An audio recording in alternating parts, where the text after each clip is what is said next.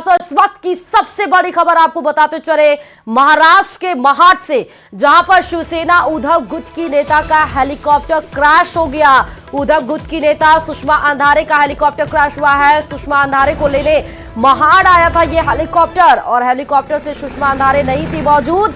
हादसे में पायलट भी सुरक्षित। ये एक्सक्लूसिव तस्वीरें न्यूज 18 राजस्थान आपको दिखा रहा है। महाराष्ट्र के महाड में जैसे ही हेलीकॉप्टर लैंड किया वैसे ही क्रैश कर गया। फिलहाल गनीमत ये रही कि सुषमा अंधारे उस वक्त हेलीकॉप्टर में मौजूद नहीं थी और पायलट भी सुरक्षित बताया जा रहा है। एक्सक्लूसिव तस्वीरें आपको दिखा रहे हैं। पहली तस्वीर आप देख सकते हैं जिस तरह हेलीकॉप्टर लैंड किया, उसके बाद से कैसे वो क्रैश किया। दूसरी तस्वीर क्रैश हुए हेलीकॉप्टर की आपके टीवी स्क्रीन पर।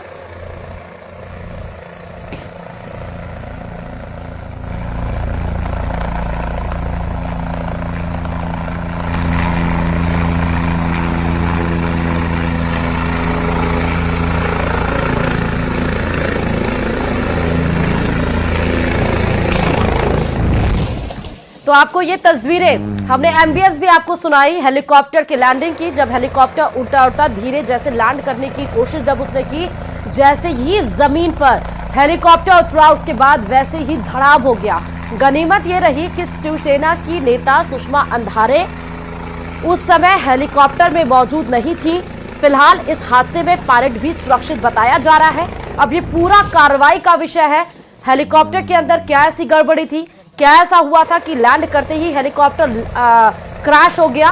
फिलहाल गनीमत की बात यह रही कि दोनों, एक शख्स जो सुषमा अंधारे थी जिसमें वो सवार होने वाली थी, फिलहाल वो मौजूद नहीं थी, लेकिन हादसे में पायलट सुरक्षित बताया जा रहा है। महाराष्ट्र के महाड से ये एक्सक्लूसिव तस्वीरें आपको हेलीकॉप्टर क्रैश की इस समय न्यूज 18 राजस्थान दिखा रहा है। फिर से आप देख सकते हैं तस्वीर में किस तरह हेलीकॉप्टर उड़ता उड़ता धीरे जब उसने लैंड करने की कोशिश की, उसी दरमियान यह हेलीकॉप्टर क्रैश हो गया।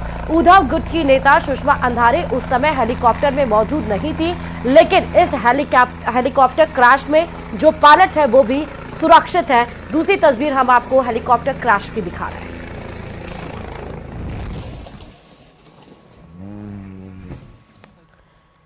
और चलिए खबरों में आगे बढ़ते बताते चले कि यूपी की हाई प्रोफाइल सीट रायबरेली और अमेठी पर नामांकन के आखिरी दिन कांग्रेस ने अपने पत्ते खोल दिए। सस्पेंस खत्म करते हुए कांग्रेस ने रायबरेली सीट से राहुल गांधी के नाम का ऐलान कर दिया है। राहुल गांधी अब अमेठी से चुनाव नहीं लड़ेंगे। अमेठी की जगह मां सोनिया गांधी की सीट रायबरेली से राहुल गांधी चुनाव लड़ेंगे। तो रायबरेली सीट को लेकर बड़ी खबर इस वक्त की। थोड़ी देर में नामांकन दाखिल करने के लिए राहुल गांधी पहुंचेंगे, रायबरेली पहुंचेंगे। साथ ही सोनिया गांधी, प्रियंका गांधी वाड्रा, रॉबर्ट वाड्रा भी रायबरेली पहुंचेंगे और साथ ही राजस्थान के पूर्व सीएम अशोक गहलोत भी रहेंगे मौजूद। राहुल गांधी के नामांकन की पूरी तैयारियां कर ली गई हैं। बताते चलें कि रायबरेली और अमेठी दोनों सीटों पर लोकसभा सीट पर आज नामांकन का अंतिम दिन है और जो समय है वो सिर्फ 3 बजे तक का ही है, यानी कुछ घंटे 5वें चरण के मतदान के लिए बाकी है। रायबरेली के गांधी परिवार के लिए सेफ सीट ये रायबरेली माना जाता है। 1980 से रायबरेली से गांधी परिवार नहीं हारा है। रायबरेली में अब राहुल गांधी का मुकाबला बीजेपी के दिनेश प्रताप सिंह से होगा। रायबरेली से बीजेपी ने दूसरी बार दिनेश प्रताप सिंह पर भरोसा जताया है। दिनेश प्रताप सिंह 2019 का चुनाव हार गए थे। 2019 में रायबरेली से कांग्रेस नेता सोनिया गांधी ने 1,67,000 ज्यादा मतों से जीत हासिल की थी। अगर परसेंटेज में देखा जाए तो 55.08% मतदान उनको मिला था। लेकिन वहीं से जो बताते कि जो बीजेपी के उम्मीदवार थे दिनेश प्रताप सिंह, उन्हें हार मिली थी, लेकिन एक बार फिर से बीजेपी ने उन्हें चुनावी मैदान में भरोसा जताते हुए उतारा है और 1980 से जो परंपरागत सीट रही है उससे इस बार राहुल गांधी चुनावी मैदान में है। थोड़ी देर के बाद ये तस्वीरें न्यूज 18 राजस्थान दिखाएगा जहां पर नामांकन दाखिल करेंगे राहुल गांधी। फैसला हुआ, अच्छा फैसला हुआ। दोनों सीटें जीतेंगे भारी बहुमत से। पूरे देश भर में माहौल गया है, मैसेज गया है एक्स्ट्राऑर्डिनरी। कार्यकर्ताओं में बहुत उत्साह है। राहुल गांधी चुनाव लड़ना। मैं आदरणीय नेता राहुल जी को जीत की अग्रिम शुभकामनाएं देता हूं और निश्चित तौर से उनके लड़ने से पूरे देश का माहौल, पूरे देश के अंदर एक माहौल पूरी तरीके से जो पहले ही बदला था और मजबूती से खड़ा हो गया है। और मैं आपको इतना कहना चाहूँगा कि इसका असर आने वाला जो 5 चरण का चुनाव है, 5 चरण के चुनाव पे जबरदस्त असर पड़ने वाला है। और कांग्रेस इंडिया गठबंधन पूरी ताकत के साथ सरकार 2024 में बनाने जा रही है। राहुल गांधी की रायबरेली सीट से चुनाव लड़ने पर बीजेपी ने बड़ा हमला बोल दिया। मजिंदर सिंह सिरसा बोले हैं राहुल गांधी वायनाड से चुनाव हार रहे हैं, इसलिए वह रायबरेली से चुनाव लड़ेंगे। वहीं यूपी के डिप्टी सीएम ब्रजेश पाठक ने भी कांग्रेस पर हमला बोला है। उन्होंने कहा कि राहुल डरे हुए हैं, पहले पलायन करके वायनाड गए, अब रायबरेली आए हैं। राहुल गांधी जी वायनाड से हार रहे हैं, इसलिए अब वो रायबरेली से चुनाव लड़ने जा रहे हैं। पहले उन्होंने अमेठी से हार मानी, छोड़कर भागे, अब वायनाड को छोड़कर भागे। और हालात ऐसे बन गए हैं कि अमेठी सीट जो उनके परिवार की सीट मानी जाती थी, वहां से कुछ चुनाव लड़ने को तैयार नहीं है। पंजाब से केएल शर्मा जी को लाया गया है कि आप ही चुनाव लड़ लीजिए, कोई कार्यकर्ता टिकट देने को तैयार नहीं है।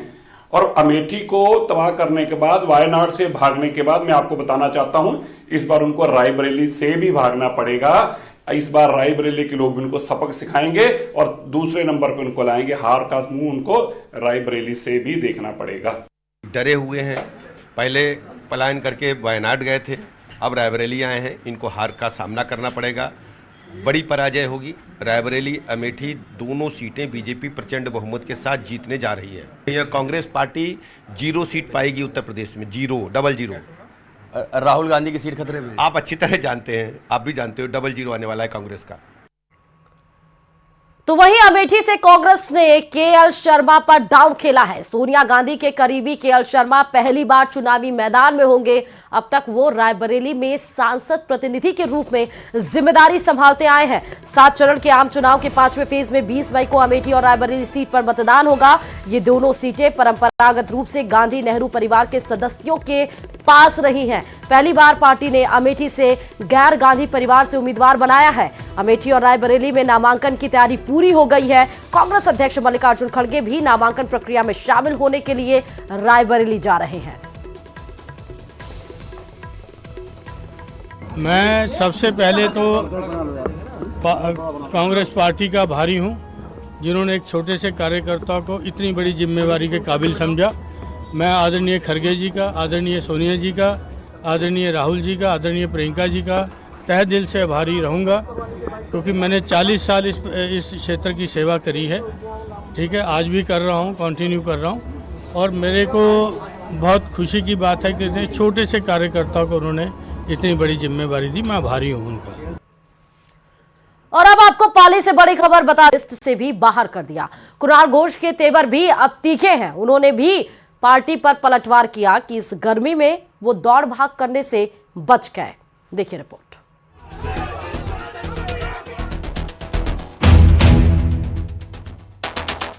ममता बनर्जी के भतीजे और पार्टी महासचिव अभिषेक बनर्जी के करीबी कुणाल घोष पर टीएमसी में बैक टू बैक एक्शन लिया जा रहा है। पहले उन्हें टीएमसी के बंगाल महासचिव के पद से हटाया गया और फिर पार्टी ने उन्हें अपना स्टार प्रचारक भी नहीं बनाया। लेकिन कुणाल घोष भी झुकने के मूड में नहीं। पार्टी के फैसले पर उन्होंने करारा तंज कसा। मेरा जो बिजी शेड्यूल है, अभी वो हॉल जाके सिनेमा देखने का ये जो मौका है ना, वो हमको नहीं मिलता है। तो अभी पार्टी जो सिनेमा दिखा रहा है, मैं एंजॉय करता हूँ। ये कॉमेडी फिल्म है। कुणाल घोष के स्टार प्रचारकों की लिस्ट से बाहर होने की खबर मिलते ही उनके समर्थक कोलकाता में उनके दफ्तर के बाहर जुट गए। कुणाल घोष ने भी हाथ जोड़कर टीएमसी कार्यकर्ताओं का शुक्रिया अदा किया और उनका समर्थन देखकर ममता बनर्जी को अपना पुराना एहसान याद दिला दिया। যেদিন 93 সালে সিপিএম মমতা দিকে খুনের চেষ্টা করেছিল, আমি পুলিশের গাড়ি থেকে অচৈতন্য মমতা দিকে তুলে নিয়ে হাসপাতালে গিয়েছিলাম। সাধারণ কর্মীদের আবেগকেও গুরুত্ব দিতে হবে। শুধু হোয়াটসঅ্যাপে চামচাবাজি করলে দল করা যাবে, এইভাবে দলটা হতে পারবে না। लेकिन कुणाल घोष पर एक के बाद एक कार्रवाई कर रही टीएमसी ने उन पर हमला नहीं बोला, बल्कि बड़ा नपा तुलासा बयान दिया। যদি নির্বাচনের সময় কেউ দলকে বিব্রত করে, দল নিশ্চয়ই তার বিরুদ্ধে ব্যবস্থা নেবে। পাশাপাশি এটাও ঠিক, এই ব্যবস্থা নেওয়া মানেই তার অতীতে দীর্ঘদিনের দলের প্রতি যেটা কন্ট্রিবিউশন সেটা এক নিমেষে কিন্তু শূন্য হয়ে যায় না। टीएमसी कुणाल घोष पर पार्टी विरोधी स्टैंड लेने का आरोप लगा रही है, क्योंकि एक कार्यक्रम में उन्होंने टीएमसी से बीजेपी में गए 5 बार के विधायक तापस रॉय की तारीफ कर दी थी।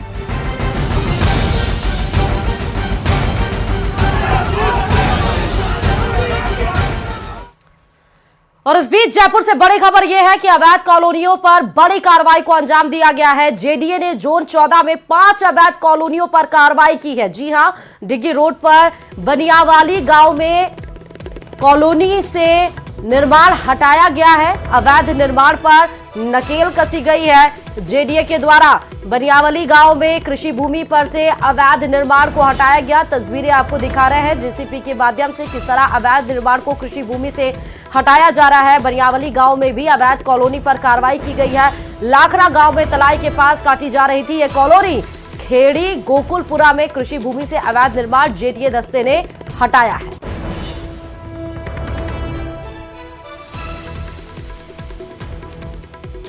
तो जयपुर से बड़ी खबर है, जेडीए की बड़ी कार्रवाई आप देखने को मिली है, जहां पर अवैध कॉलोनियों पर कार्रवाई करते हुए अवैध निर्माण को नस्तेनाबूद करने की कोशिश की जा रही है। यहां पर पूरी मैपिंग की जा रही थी। जैसे ही जेडीओ को पता चला कि कृषि भूमि पर अवैध निर्माण की पूरी प्लानिंग की जा रही है, वैसे ही जेसीबी के माध्यम से जो भी वहां पर थोड़े बहुत कंस्ट्रक्शन हुए थे उन सब पर जेसीबी के माध्यम से उन सब को धराशायी कर दिया गया। तस्वीरें आपको दिखा रहा है न्यूज 18 राजस्थान। आप देख सकते हैं ये कृषि भूमि थी जहां पर अवैध निर्माण चल रहा था।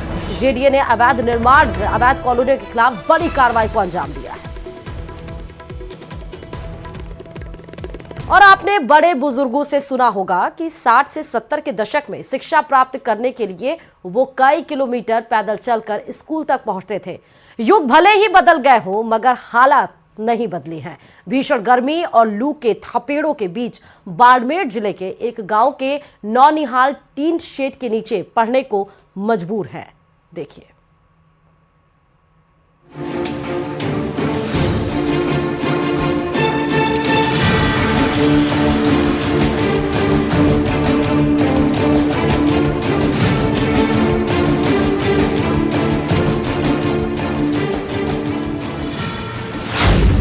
जब धधकती है जमीन और आग उगलता है आसमान, टीन शेड के नीचे पढ़ने को मजबूर नौनिहाल।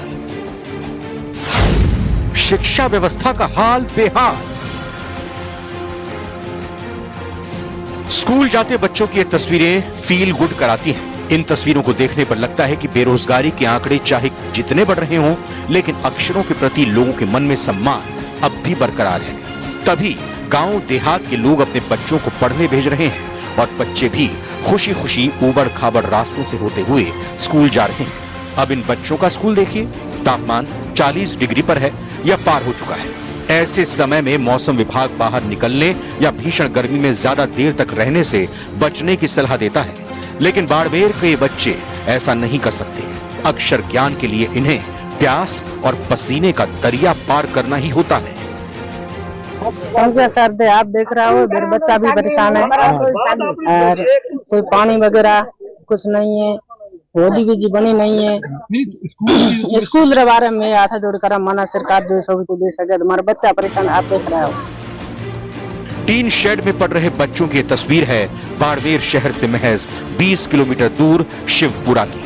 न कक्षा, न शौचालय और न पीने का पानी। भवन नहीं होने से मिड डे मील का पोषाहार को भी पास की ढाणियों से पका कर लाना पड़ता है। स्कूल में 30 बच्चे पढ़ते हैं, जिनके लिए 2 टीचर हैं। छुट्टी के बाद बच्चे कुर्सी और दरी पास के घरों में रखकर आते हैं, दूसरे दिन वापस लेकर आते हैं। अभिभावक परेशान हैं और हाथ जोड़कर जिम्मेदारों से गुहार लगा रहे हैं। अच्छा, तो वो परेशानियां मेरे बच्चा के वास्ते स्कूल नहीं बढ़ रही है। अच्छी तरह में माना स्कूल बनानी है तो कोई भी माना सो भी तो है। मैं तो बूढ़िया तो मजबूर तो चले जाएंगे। मेरा पोता पोती तो वहीं परेशान हो रहा। मैंने सड़क बनाएंगी, आज तक तो अब हुआ नहीं, हमें बन रही हुए। स्कूल खोलने के लिए भवन की स्वीकृति 2 साल पहले मिल चुकी थी, लेकिन अब तक स्कूल के लिए भवन नहीं बना। अभी तक भूमि आवंटन नहीं हो पाई। भूमि आवंटन नहीं होने के कारण भवन निर्माण के प्रस्ताव राजस्थान स्कूल शिक्षा परिषद को नहीं भेजा गए। यदि आज जैसे ही अखबार के माध्यम से, उच्च अधिकारी के माध्यम से जैसे ही निर्देश प्राप्त हुए हैं, हमने भूमि आवंटन की प्रक्रिया को शीघ्र ही पूर्ण करवाने के हेतु मैंने अधीनस्थ मुख्य ब्लॉक शिक्षा अधिकारी को निर्देशित कर दिया गया है। ग्रामीणों के पास मुख्य जिला शिक्षा अधिकारी के आश्वासन को मानने के अलावा और कोई रास्ता नहीं है। आइए उम्मीद संजोएं कि किसी संवेदनशील जिम्मेदार तक परेशान करने वाली तस्वीरें पहुंचे और बच्चों को पढ़ने लिखने की बुनियादी सुविधाएं हासिल हो सके। न्यूज 18 राजस्थान के लिए बाड़मेर से प्रेमदान देथा की रिपोर्ट। कहीं बारूद बरस रहा है तो कहीं आसमानी आफत। अरब के कई देशों में बेहिसाब बारिश ने बाढ़ के हालात बना दिए हैं। संयुक्त अरब अमीरात के 8 शहर सैलाब संकट से जूझ रहे हैं। दुबई जैसे शहर में बारिश का ऑरेंज अलर्ट है। 15 दिन पहले दुबई में जैसा सैलाब संकट आया, उससे भी भयानक बाढ़ आने की वार्निंग मौसम विभाग ने जारी की है। आखिर अरब देशों में अंधाधुंध बादल ब्लास्ट क्यों हो रहे हैं, स्पेशल रिपोर्ट में देखिए।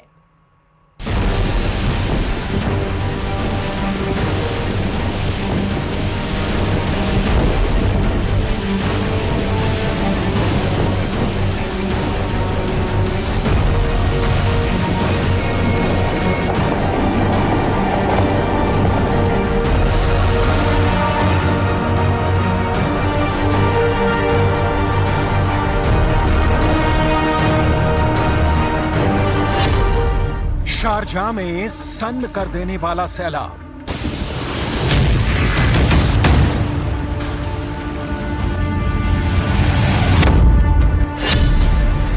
दहाड़ते दरिया में डूब रहा अबू धाबी।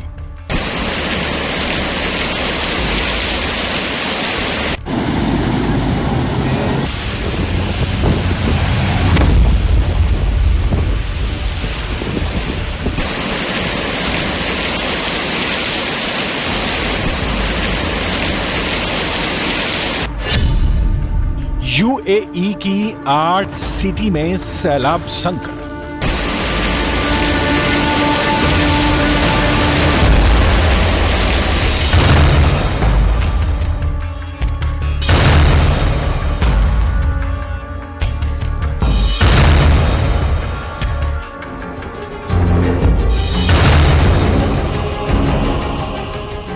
दुबई दरिया बनी है और उसी दरिया में दिन गुजार रहे हैं लोग।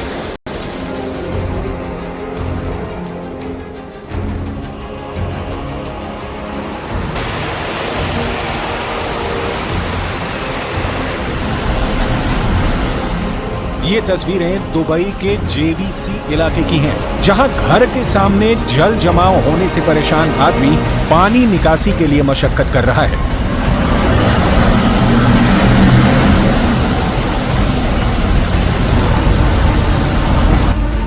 दुबई के तमाम इलाकों का यही हाल है, लेकिन हालात इससे भी बदतर होने की भविष्यवाणी है, क्योंकि अरब के रेगिस्तान में जल प्रलय का अलार्म बज गया है। संयुक्त अरब अमीरात के 8 शहर पानी पानी हो गए हैं। दुबई समेत 8 सिटी में ऑरेंज अलर्ट है। लोगों को घरों से निकलने पर मनाही है। एयरपोर्ट ठप है। 15 दिन बाद फिर से तेज बारिश ने दुबई को गले तक बाढ़ के पानी में डुबो दिया है।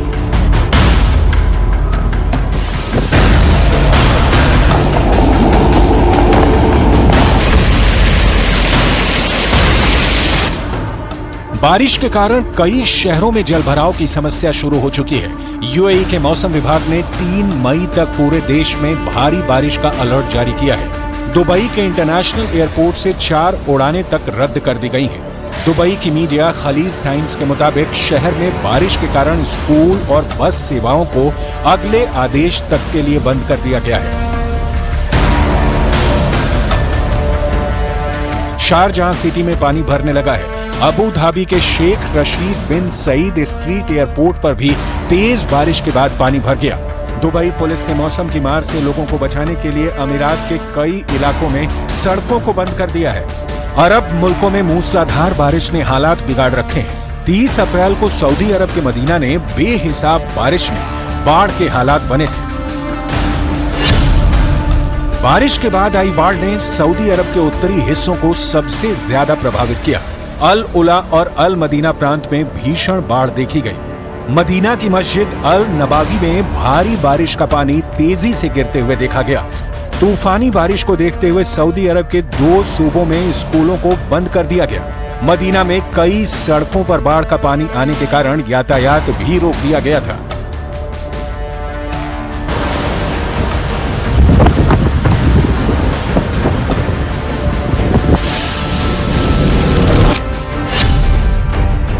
इससे पहले 15 अप्रैल को यूएई और ओमान में बारिश और बाढ़ ने कोहराम मचाया था। रिकॉर्ड तोड़ बारिश से तब दुबई इंटरनेशनल एयरपोर्ट दरिया बन गया था। दुबई के हाईवे बाढ़ और बारिश से लबालब थे। दुबई में बादल इस कदर बरसे कि बुर्ज खलीफा जैसी बुलंद इमारत भी पानी में गिर गई थी। 15 और 16 अप्रैल को दुबई में रिकॉर्ड तोड़ बारिश हुई थी।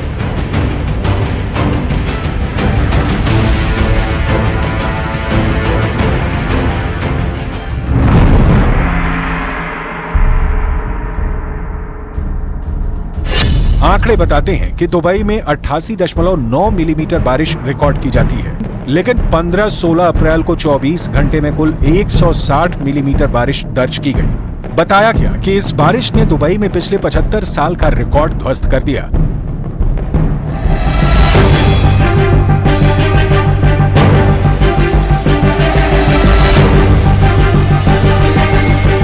तब यूएई के राष्ट्रीय मौसम विज्ञान केंद्र ने पुष्टि की थी कि ज्यादा से ज्यादा बारिश के लिए क्लाउड सीडिंग करवाई गई।